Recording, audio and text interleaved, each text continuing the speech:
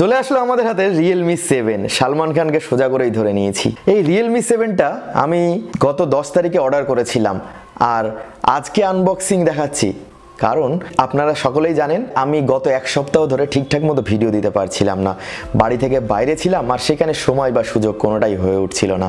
তা অবশেষে আজকে সময় সুযোগ সব কিছুই করে নিয়ে বসেছি এটার সম্পূর্ণরূপে ভিডিও একটা আপনাদেরকে পরিবেশন করতে। তবে এই সেটটা 6GB 64GB ইন্ডিয়ান ভ্যারিয়েন্টের দাম 13,999 রুপিস আর 8GB 128GBর দাম 15,999 রুপিস। আর এই 8GB ভ্যারিয়েন্টটাই আমি কিনেছি। তবে বাংলাদেশেও কিন্তু এটা আনঅফিশিয়ালি এখন পাওয়া যাচ্ছে, আপনি এটা খুঁজলেই পেয়ে যাবেন, যার দাম পড়ছে 21-22 হাজার টাকার আশেপাশে। আর 8GB ভ্যারিয়েন্টের দাম হয়তো আরও 2,000 টাকা বেশি, মানে 23-24 হাজার টাকা পড়ে যাবে।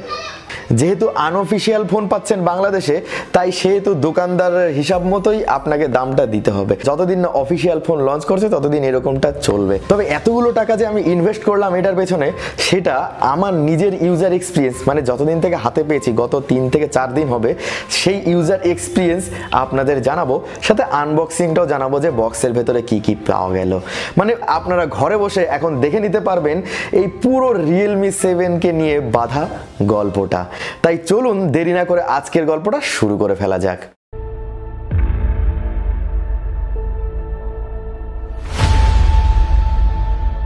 প্রথমে দেখা যাক যে বক্সের ভিতরে কি পেয়েছিলাম। বক্সটা যে ফ্লিপকার্টের ডিব্বা এসেছিল, সেই ফ্লিপকার্টের সিলটা খোলার পরেই সেই সালমান খানের মুখওয়ালা Realme 7 এর বাক্সটা বেরিয়ে চলে এসেছিল। অনেকের আবার এই বাক্সটা পছন্দ নয় সালমান খান আছে বলে, আবার অনেকে হয়তো বেশি ভালো লাগছে যে সালমান খানের ফেসটা দেওয়া আছে বলে, যার যেটা ব্যক্তিগত পছন্দ। তবে এই বক্সটা খোলার পরেই ফোনটা পাওয়া গেছে এবং ফোনের সাথে সাথে এখানে থাকছে একটা 30 ওয়াটের ডার্ট চার্জার। এবার কিন্তু আর বুক পেট নাম রাখলো না, এবার নতুন টেকনোলজি, তাই নামটাও দিয়ে দিল ডার্ট। এবং এটা কিন্তু টাইপ সি পোর্ট নিয়ে আসছে, আর টাইপ সি পোর্ট মানেই ঢোকানোর স্বাধীনতা। তবে ফোনটার ব্যাপারে পরে আসছি, তার আগে দেখিয়ে দিই যে বাক্সে পাওয়া গেছে এরকম আরো একটা টিপিইউ কেস, যেটা একটু ছাই ছাই কালারের রয়েছে। তবে ব্যাক কেস ছাই ছাই কালার হোক বা সাদাটে কালার হোক, সেটা কিন্তু বেশি দিন দেরি লাগে না এরকম লালচেটে কালার হয়ে যেতে। বুঝতে পারছেন ডিফারেন্সটা? আর একবার লাল হয়ে যাওয়ার পর সেটাকে আর সাদা বানানোর কোনো উপায় সেরকম ভাবে কারোরই জানা নেই। চলে আসি এবার ফোনটার ব্যাপারে। প্রথমে চলে আসি ফোনটার বিল্ড কোয়ালিটিতে। দেখুন ফোনটার ব্যাক সাইডে রয়েছে প্লাস্টিকের বিল্ড কোয়ালিটি। তবে ফোনটা দেখে কিন্তু প্লাস্টিক মনে হবে না, কারণ আগে থেকে Realme ডিজাইনের দিকে অনেকটাই ইমপ্রুভমেন্ট নিয়ে চলে আসছে। বিশেষ করে এখন চেষ্টা করছে প্লাস্টিকের ওপরেও যেন তারা ম্যাট ফিনিশ দিতে পারে। আর এই ম্যাট ফিনিশ দেওয়ার ফলে না, এখানে দেখুন ফিঙ্গারপ্রিন্টের আকর্ষণটা অনেকটা কম হবে। এমনকি সামনেও গরিলা গ্লাস 3 এর প্রোটেকশন থাকায় সেখানে সামনের দিকটাও অনেকটা সেফ থাকবে। তবে পেছনে যে 4টে ক্যামেরা দেওয়া থাকছে, সেই 4টে ক্যামেরা শেপটা এবার নতুন ধরনের শেপ এনেছে। আগে Realme 6 এর শেপের থেকে এটা কিন্তু অনেকটাই আলাদা। আর এবার এই ক্যামেরা বামটা সামান্য একটুখানি উঁচু। এই টিপিইউ কেসটা পরিয়ে দেন, তারপরেও কিন্তু এটা সামান্য একটুখানি উঁচুই লাগে দেখতে। তবে ক্যামেরা উঁচু হওয়ার পেছনে কারণ এটাই যে এখানে 64 মেগাপিক্সেলের ক্যামেরা দেওয়া রয়েছে, যেখানে Sony IMX682 সেন্সর। তার আউটপুটটা আপনাদের পরে দেখাচ্ছি, যেহেতু ডিজাইন নিয়ে কথা বলছি তাই আরেকটু বলে রাখা ভালো যে এখানে সাইড মাউন্টেড ফিঙ্গারপ্রিন্ট দেওয়া রয়েছে, যেটা এবার যথেষ্ট ফাস্ট আনডাউটেডলি। কারণ আগে যেটা ছিল Realme 6 এর, তার থেকেও এবার মাল্টিপল টাইম ফাস্ট অবশ্যই বলতে হবে। আর এই ফোনটাতে আপনি 2টো সিম এবং একটা মেমোরি কার্ড ব্যবহার করতে পারবেন। তো চলুন এবার চলে আসা যাক ডিসপ্লে কোয়ালিটির দিকে। ডিসপ্লেতে থাকছে ফুল HD প্লাস ডিসপ্লে, সাথে 90 হার্জ রিফ্রেশ রেট রেশিও। আর 90 হার্জ রিফ্রেশ রেট থাকার সাথে সাথে কিন্তু 180 হার্জ টাচ স্যাম্পলিং রেট। সুতরাং এটা তেলের মতো নরম হওয়াটাই স্বাভাবিক ছিল।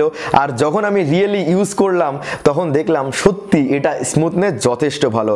এটার উপরে হাত বোলাতে সত্যি একটা মাখনের মতো ফিলিংস আপনি পেয়ে যাবেন, এটা নিঃসন্দেহে।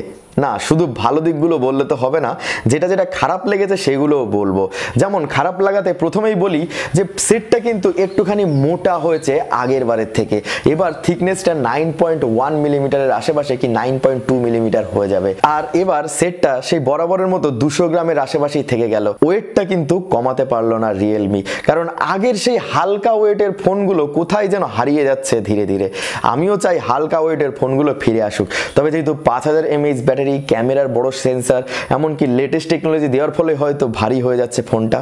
আর ডিসপ্লের কোয়ালিটিতে যে ড্রব্যাকটা আমার মনে হয়েছে সেটা হচ্ছে ব্রাইটনেসটা ঘরের মধ্যে ঠিকঠাক লাগলেও যখন আপনি বাইরে যাবেন বা কড়া সূর্যের আলোতে যাবেন তখন একটু কম মনে হতেই পারে। তখন আপনাকে ফুল ব্রাইটনেসে জিনিসটাকে ব্যবহার করতে হবে। আর ফুল ব্রাইটনেসে ব্যবহার করে আপনাদের যেমনটা দেখিয়ে দিচ্ছি যে একটুখানি কম মনে হচ্ছে, কিন্তু তবুও আপনি ব্যবহার করতে পারবেন ঠিকই। মনের দিক থেকে যেটা 100% সেটা আপনি মনে 80% উপভোগ করতে পারবেন। ফুল এইচডি রেজলিউশন হয় এখানে আপনি যে কোনো ধরনের মিডিয়া বেশ সুন্দর স্মুথলি দেখতে পাবেন আনডাউটেডলি। আর দেখুন না এখানে কত সুন্দরভাবে দেখা যাচ্ছে, যেখানে আমি 4K ভিডিও প্লে করে দেখিয়ে দিচ্ছি। আর এখান থেকে আপনি একটা সাউন্ডেরও আন্দাজ পেয়ে যাবেন আশা করি।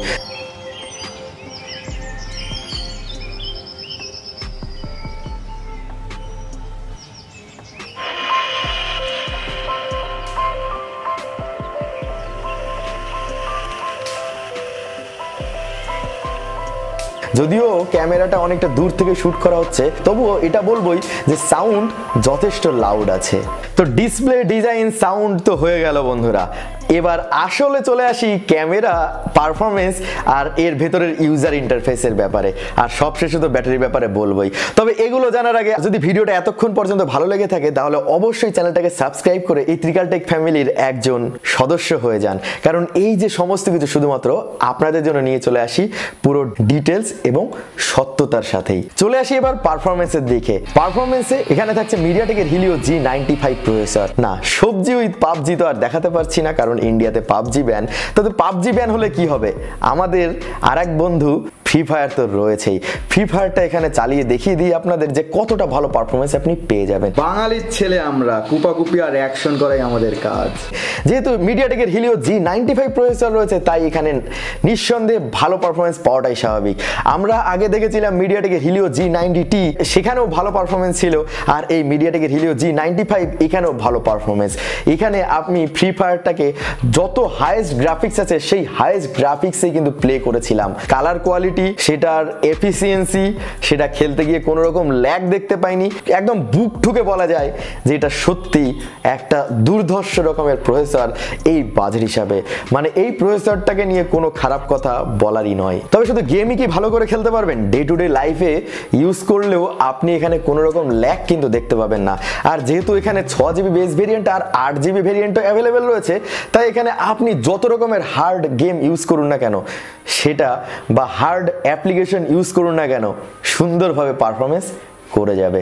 তবে এটা মনে রাখবেন যে এটা ইন্ডিয়ান মানিতে 15 থেকে 17 হাজারের মধ্যে বিলংস করছে, সুতরাং সেই দামের হিসাবে এটা কিন্তু বেস্ট।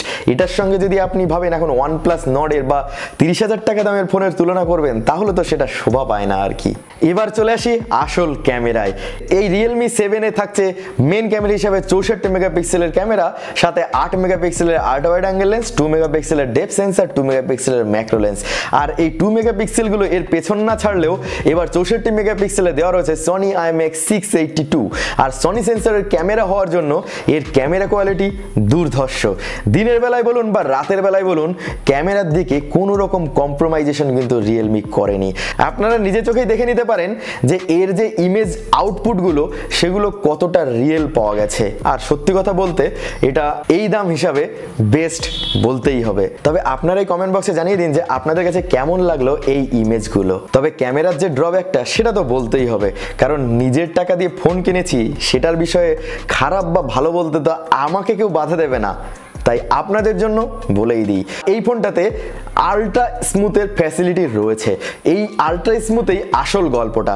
যখন আপনি আলট্রা স্মুথটাকে ম্যাক্স করে দেবেন তখন কিন্তু এ করে কি, ছবিটাকে একটুখানি ক্রপ করে দেয়, ক্রপ করে ছোট করে দেয়। আর ছোট হয়ে যাওয়ার ফলে কোয়ালিটিটা অনেকটা কমে যায়।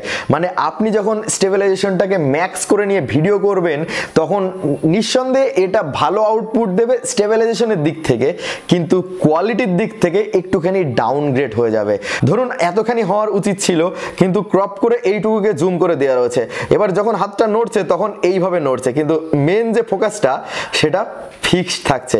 এই জন্য ক্রপ করে দেখানো হয়েছে এই আলট্রা স্মুথনেসটাকে। তাই এই সফটওয়্যারের মাধ্যমে যে স্মুথনেসটা সেটা এক্স্যাক্টলি 100% স্মুথনেস বলা যাবে না ঠিকই। তবে এই দামের মধ্যে আপনি যে একটা আলট্রা স্মুথ পেয়ে যাচ্ছেন এটা বড় কথা অবশ্যই। তো বন্ধুরা, এবার চলে আসছি ভিডিও ক্যামেরার পরীক্ষাতে। এটা কিন্তু শট তোলা হচ্ছে এই রিয়েলমি 7-এ কোনো মাইক্রোফোন ছাড়াই, মানে এখানে কোনো কলার মাইক নাই, মানে অরিজিনালি যেটা ক্যামেরার মাইক্রোফোন সেখানেই আপনারা শুনতে পাচ্ছেন। এবার সুতরাং ক্যামেরার কোয়ালিটি থেকে শুরু করে ভিডিও স্টেবিলাইজেশন কেমন হয়। আরে ভাই আসো আসো একটু আসো, না আসলে মানুষে বুঝবে কী করে যে কেমন স্টেবিলিটি দিচ্ছে। তবে যাই হোক, আলো ছায়া সমস্ত কিছু মিলিয়েই পরিষ্কার বোঝা যাবে যে কেমন কোয়ালিটি আসছে।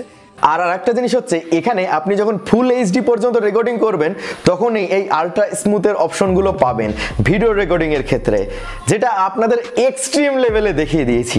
গাড়িটার স্পিডটাকেও বাড়িয়ে দিয়ে দেখিয়েছি যে আপনাদের যে কতটা স্টেবিলিটি আপনারা পেতে পারেন এই রিয়েলমি 7-এ। তবে এখানে কিন্তু 4K ভিডিও রেকর্ডিং যখন করবেন তখন কিন্তু আর কোনো স্টেবিলিটি থাকছে না এখানে। আর সেই সময় ক্যামেরাটা যদি সামান্য একটু নড়ে অনেকটা শেকি ভাব এখানে চলে আসে। বাদ বাকি সমস্ত ধরনের অপশন এখানে থাকছে। নাইট মোডের camera, time lapse option, slow মোশনের অপশন সমস্ত কিছুই পেয়ে যাবেন ফুল ফ্লেজে। এবার চলে আসি এর ফ্রন্ট ক্যামেরায়, যেখানে থাকছে 16 মেগাপিক্সেলের সেলফি ক্যামেরা। তবে 16 মেগাপিক্সেল হলেও এর সেলফি আউটপুটটা যথেষ্ট ভালো লেগেছে আমার কাছে। সেলফি ক্যামেরা নিয়ে কোনো রকম কোনো দ্বিধাদ্বন্দ্ব এখানে নেই। এখানে কিন্তু ন্যাচারাল চাইলে ন্যাচারাল পাবেন, এমনকি যদি আপনি এআই অপটিমাইজ চান সেই এআই অপটিমাইজ পাওয়া যাবে। মানে রিয়েলমি এবার আগের ফোনগুলো থেকে ধীরে ধীরে ক্যামেরা কোয়ালিটি যথেষ্ট ইমপ্রুভ করে ফেলছে, আর এই জিনিসটা আমার কাছে সত্যিই ভালো লেগেছে। এখানে ডাইনামিক রেঞ্জ বা এখানে যে কালার কম্বিনেশন সমস্ত কিছুই দুর্দান্ত পাওয়া গেছে। এখানে যে পোর্ট্রেট শটগুলো সেগুলো যথেষ্ট ভালো পাওয়া গেছে। আর এবার ব্যাটারি সেগমেন্টে এখানে 5000 mAh ব্যাটারি দিয়েছে। তবে 90 Hz রিফ্রেশ রেট আর 180 Hz টাচ স্যাম্পলিং রেটের জন্য ব্যাটারিটা ঠিকঠাক পাওয়া যায়। মানে বলবো না এটা 2 থেকে 3 দিন চলে যাবে অনায়াসে, সেরকমটা নয়। একদিন পরপরই আপনাকে চার্জ দিতে হবে। যদি আপনি 90 Hzটাকে 60 Hz করে নেন তাহলে ব্যাটারি অপটিমাইজেশনটা একটু বেশি দিন ধরে যাবে। তবে এবার ওভারঅল বলতে গেলে এই কথাটা অবশ্যই বলতে হবে, আপনি যদি এই রিয়েলমি 7 ফোনটাকে ব্যবহার করেন তাহলে আপনি ঠকবেন না, আর আপনি শান্তিমতো সুন্দরভাবে ব্যবহার করতে পারবেন। তবে এবার আপনারাই বলুন যে আপনাদের কাছে কেমন লাগলো এই রিয়েলমি 7-এর গল্পটা, অবশ্যই কমেন্ট বক্সে জানিয়ে দেবেন। দেখা হচ্ছে পরের ভিডিওতে আরও এরকম নতুন ইনফরমেশন নিয়ে।